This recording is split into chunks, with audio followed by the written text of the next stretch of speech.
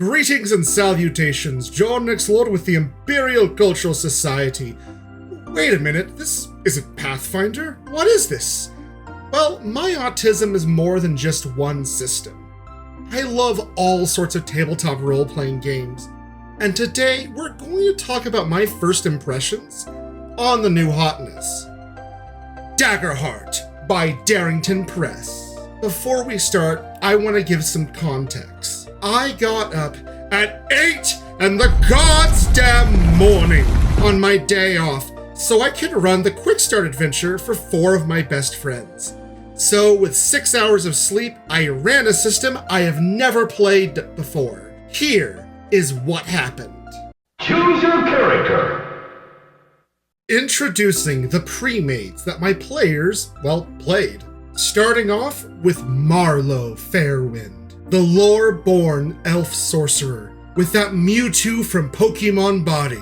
She is the royal mage of King Amiris, who, for some reason, the adventure specifically points out as the main character, which is bizarre, but hey, you do you, Daggerheart. Barnacle, the underborn ribbit rogue with a phobia of water. Kari Nix, the ridge-born giant guardian who is loyal to the end, and her player who only used her axe once in the entire one-shot. And finally, best for last, Varian Soto, the wild-born Qatari ranger who takes a shoot first, ask questions later approach. They're not only an awesome non-binary representation, but also the player who played them basically had a connection with every other character and became the main character. Now, I am going to also read out here the beginning introduction. Getting into the DM voice. Marlowe Fairwind, the right-hand sorcerer of King Amiris, has gathered her most trusted allies to carry an important package to Hush, a small village within the ancient forest of Sablewood.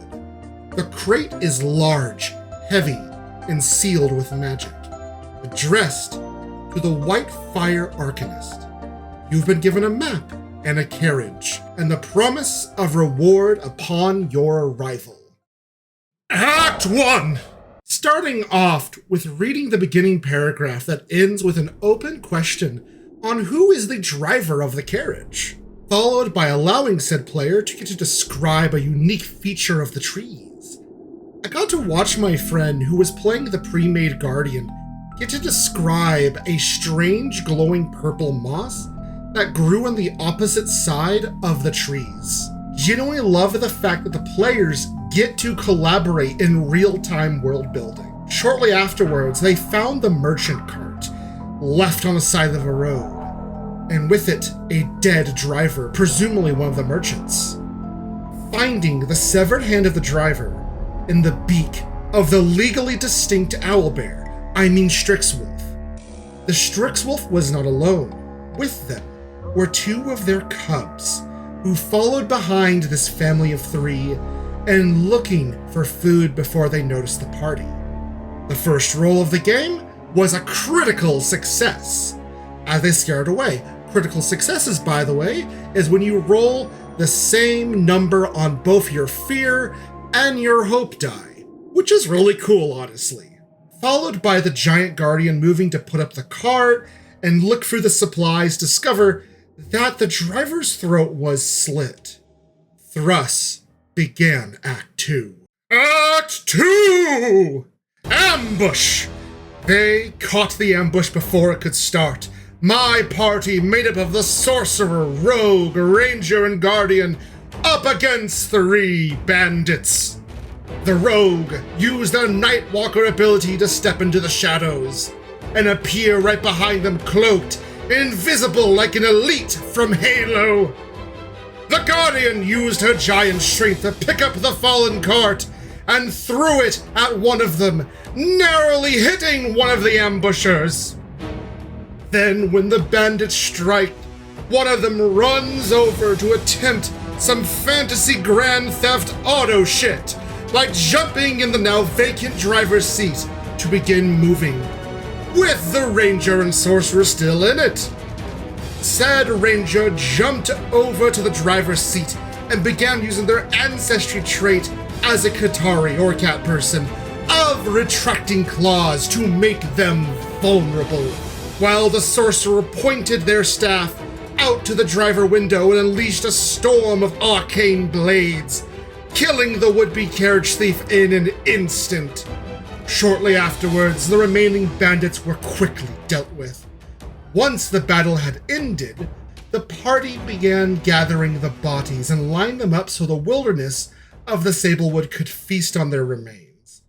Then I asked the party if there were any personal effects on the remains of the merchant, which led to one of them declaring a tuba-like smoking pipe. After which, the ranger used their class feature as a wayfinder to find the path forward towards the village of Hush, using the smoking tuba as it created a magical trail that led the players to the village where they needed to meet with the legendary Whitefire Arcanist. Act 3! After describing the village of Hush and the arcane wards that protected its citizens from the dangers of the Sablewoods, the party completely bypassed this act entirely by using their experiences. They completely avoided the tavern scene and got straight to the Whitefire Arcanist. But I was able to use one of the sample NPCs to great effect. Gotta love seeing the non-binary rep of Fidget, this little gremlin child of a human who the rogue would eventually teach how to gamble during their short rest later in Act 4. And with that, let's go over to the following act, where things get spicy. Act 4! The party, following the map they were presented with, the house of the famous Whitefire Arcanist, who lived above in a massive fuck-off treehouse. The party began the hardest part of the adventure, figuring out how to climb a tree. Thankfully, one of the players was a Qatari, and they just managed to climb the tree with no effort. Well, little effort. After knocking on the door, I got to introduce the 7-foot-tall elderly firefly woman. And then what followed after that was a lot of role-playing, which, yeah, role-playing happens in a role-playing game. Players would then finally learn alongside me what was inside the mysterious crate they were given by King Emiris, the keystone to the ward of the capital city that protects it from becoming part of, well, someone else's tabletop adventure and being conquered and destroyed. Players agreed to help the Arcanist take the keystone to a place of residual magic so it can be recharged, leading to our final act.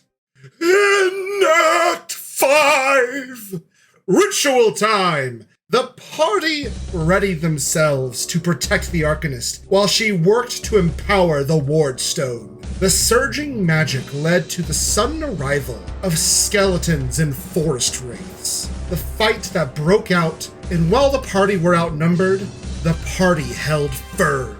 Quickly, the sorcerer unleashed chaos as she called upon her magic to deal damage to the wraiths, after which the ranger began an entangle spell on the other. Unfortunately, that spell was rolled as a failure with fear, which caused the wraith to charge at them and deal 1d20 plus 2 backstory damage. The Guardian held the line, and when all 5 skeletons strike out and dealt 20 damage, she held firm and spent 2 armor and became unstoppable as she took no damage. Eventually, as more and more skeletons spawned, the party used their resources to kill the skeletons in a single round, causing for the ritual to be complete. And with the sun's surge of energy, all went white. Afterwards, the remaining foes were gone. With the new Wardstone empowered, the mission for the Royal Mage of King Emiris and her friends has been completed. The city will be safe once again.